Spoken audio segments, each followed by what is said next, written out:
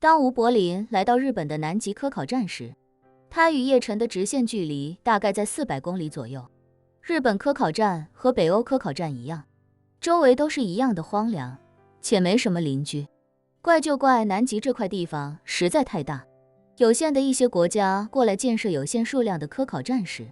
大家都会给自己与他国未来的发展留下一定的空间。如果跟其他国家科考上挨得太近，不但会遏制自己将来的发展，还很有可能会影响到自己某些任务的隐蔽性。毕竟，南极科考并不是单纯的科考一下那里的人文环境和动植物资源，南极科考就和宇宙探秘一样，仅仅关乎科学，还关乎一个国家的战略布局，甚至关乎某些战略科技的发展。比如美国和华夏都曾经在南极测试过自己的火星车，这是因为火星本身就是一个平均温度仅有-60多度的星球，而南极是地球上最接近这种环境的地方，而且南极也多冰川丘陵，与火星地形地貌在某种程度上也有很大的相似之处。正因为各国的南极科考有着各种各样的尖端科技，所以大家都很少选择扎堆。日本科考站比北欧的要大很多，但即便如此，吴柏林眼看着这一片片极夜星光下低矮的建筑，还是难掩一脸的嫌弃。尤其是当他看到科考站外那用汉字书写的昭和2字，更是满脸鄙夷，极度不爽。于是他自腕间忽然变出一柄巴掌大小的袖珍小剑，灵气注入其中，激活其中阵法。那不足1扎长的袖珍小剑便忽然仿似被施了法一般，瞬时间变大变长，成为足有1.3米4长度的寒光宝剑。这柄剑倒也并非真的变成了这么长，只是灵气注入其中，激活其中阵法，阵法幻化出来如此剑体，凭借灵气幻化的剑体，可削铁如泥，劈山碎石。只见吴柏林手持长剑，向着刻下昭和站字样的石碑上轻轻一挥，石碑刻字的那一整面瞬间被削成纯平。紧接着他剑锋一挥，在石碑上留下3个潇洒写意的狂草书法：吴寒宫。吴柏林读书不多，一时想不出什么高端大气的名字，只觉得月球上要真有传说中的广寒宫，估计也就这个鸟样了，天寒地冻，暗无天日。只是这里毕竟没有嫦娥，而是要成为自己未来一段时间的行宫，于是干脆恶俗地改了一个字，就成了吴寒宫。他心里琢磨，吴就代表吴家，寒就不用说了，正是这鸟地方最贴切的一个字。至于宫，当彰显自己非同一般的身份。改完名字，再看这个科考站便顺眼了不少。于是他暗自琢磨，现在吴寒宫有了，这就是自己的道场，自己自然也要有一个道号。想来想去，自己用吴寒宫作为道场名字，干脆就用广寒真人做自己的道号，听起来雄伟缥缈，意境十足。于是他招呼来菊地航平，吩咐他：菊地，以后让你们所有人见到我，都必须单膝跪地，恭敬地尊称我一句广寒真人，包括你在内，明白了吗？心理暗示的作用，就是可以彻底杜绝一切模棱两可，并且将执行力提升到最高。菊地航平二话不说，就立刻单膝跪地，恭敬地说：在下参见广寒真人。哎呀，吴柏林感觉这一下都神清气爽了许多。别看他在破清会是备受尊重的大长老，其实他哪体验过什么真正意义上的尊贵。年轻时就开始闭关，盘腿打坐100来年，平日里意识几乎不离识海，完全就是深陷自己的世界里，比五行山下压了500年的孙悟空还孤独得多。孙悟空好歹还有牧童送些水果，他闭关这些年连个说话的人都没有。出关之后，虽说破清会的人对他尊重有加，但他也能感受得到，那种尊重并非出于他们对自己的唯命是从，而是出于他们对吴飞燕的马首是瞻。这让他感觉自己就是当年戏班子里的名角儿。虽说戏班子里上上下下见了自己都点头哈腰，但这些都是戏班老板的人，他们不但对自己没有忠诚，自己在戏班里也没有任何实权。现在就不一样了，包括局地航平在内的这几十名日本科考队员，都是对自己死心塌地的走狗，在这无寒宫里，自己也是当之无愧的老大，根本不用活在他吴飞燕的阴影之中。于是他立刻对单膝跪地的局地航平说道：“去，把所有人都叫过来，让他们一起参拜我。”局地航平毕恭毕敬地高声说道：“属下遵命。”随后立刻去张罗所有人。那些人虽然不懂中文，但吴柏林对他们的心理暗示是借局地航平之口用日语做的，所以他们对局地航平绝对服从。于是一众人立刻来到天寒地冻的广场集合。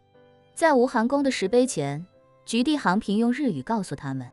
让他们跟着自己学8个汉字的发音。日本人的语言天赋并不出众，这一点从他们日常学说英语以及他们学说汉语那句识时务者为俊杰就能看得出个4、5、6。所以一群人绞尽脑汁学这8个字的发音，足足学了20分钟。吴柏林也是有耐心，就这么双手负在身后，站在石碑前的基台上，居高临下的看着这帮人3、5成群的练习发音。而局地航平不断奔跑，穿插于众人之间，不停地为这些人纠正发音上的问题。某一刻，吴柏林忽然明白了，吴飞燕这几百年来过的究竟是什么日子。她就是几万人甚至几十万人前呼后拥的女皇啊，而且这皇位一坐就是几百年。自己要是有机会能跟她一样，也如此畅快地活上几百年就好了。零下50多度的天气里，局地航平硬是跑出了一额头的汗珠，汗珠落在睫毛上，被寒风吹成了冰碴，久而久之，竟在他眼皮上挂了2簇浓浓的冰梅。他飞奔到吴柏林跟前，单膝跪地，如清朝奴才般说：“回禀广寒真人，昭和站全体成员已做好准备。”吴柏林皱眉质问：“再说一遍，什么站？”局地航平这才看到吴柏林身后石碑上的3个汉字，赶紧改口道：“回禀广寒真人，是无寒宫全体成员已做好准备。”吴柏林这才满意，冷冷道：“既然准备好了，那便开始吧。”局地航平如交响乐团的指挥家一般，回身看向众人，双手一挥，一众人操着极其古怪的口音高喊：“灾霞深检宫寒真人！”众人喊得群情激昂，口中喷出的白雾同时升腾起来，汇成一片，煞是壮观。吴柏林一时错愕，以为自己听错了，自己是广寒真人啊，怎么让这帮倭人硬是喊成了宫寒真人？本以为这帮倭人是故意对自己阴奉阳违，可是转念一想也不对，都他妈上过心理暗示了，自己就算让他们在零下50多度的，光屁股他们肯定也不会犹豫哪怕半秒。这应该明摆着就是语言能力的问题。于是他黑着脸对局地航平说：“从今日起，每天教他们说6个小时的汉语，每个人每天只许睡3个小时。”局地航平立刻高声说道：“在下遵命。”此时远在上万公里外的日本文部科学省还不知道，自己的2支科考队成员，连带着唯一一艘重型破冰船的船员，都成了吴柏林的狗腿子。他们自打知道科考船安全抵达南极之后，就没有太过关注科考队的情况，因为科考队执行的都是例行任务。他们以为这些专业人员会在接下来的几天时间内有条不紊地完成人员和物资的对接。3天之后，当这些科考队员的汉语水平有了明显进步的时候，文部科学省收到了来自科考船的消息，科考船发生机械故障，需要原地排障后才能开始返航。文部科学省的负责人员有点纳闷，崭新的科考船怎么刚到南极就趴窝了？寻常出点机械故障都不影响正常航行，一边走一边就修好了，现在竟然动都动不了，要在南极进行维修。于是他们立刻致电科考船，抛出自己最大的担忧，能否赶在海岸线被冻至超过破冰极限之前赶回来。松下平吉命船长给出回复：无法预知，请文部科学省做好今年冬天科考船无法返程的准备。文部科学省立刻就炸了锅，把几十号人和1艘船滞留在南极并不算危险，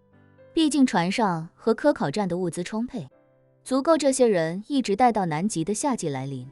可关键是，谁他妈丢得起这个人？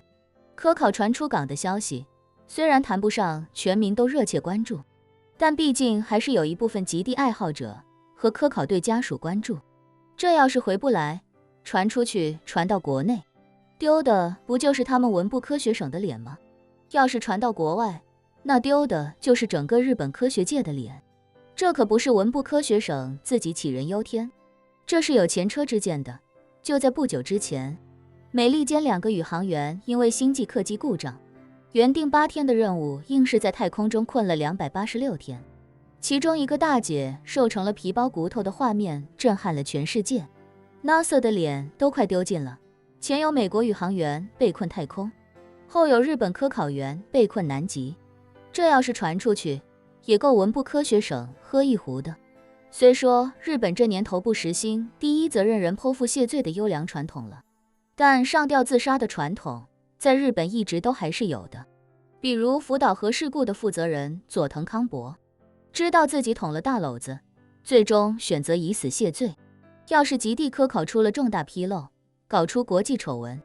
负责人的压力虽然没有佐藤康博那么大，但也至少有个7、8成，那个舆论压力，一般人也是扛不住的。于是，负责人召开内部绝密会议，一番商讨之后，决定向南极的科考队员以及科考船船员发出请求，求他们向家里人宣称自己要在南极执行秘密科研任务，短时间内不能回家，也请求他们对外统一口径，绝口不提船出了故障。为了安抚众人的情绪，让众人100%配合，他们甚至给出了10倍日薪的准则，也就是大家在南极比原定计划多待1天，就多发10天工资，一直发到回来为止。科考队员和科考船员已经完全归顺吴柏林，对钱已经真正做到了对钱没有兴趣。吴柏林让他们答应，他们便立刻毫不犹豫地答应下来。大家答应得这么爽快，而且无一例外，这种表现让文部科学省的高层们感动得哭了好几回，还以为自家科研人员的敬业精神世界第一。放下心来的他们立刻对外宣布，日本将启动有史以来最大规模、最长时间的南极冬季科考，搞得国内民众还以为是有什么暂时不能说的重大发现，一个个在网上热血沸腾。殊不知，一切都是吴柏林这个广寒真人作祟。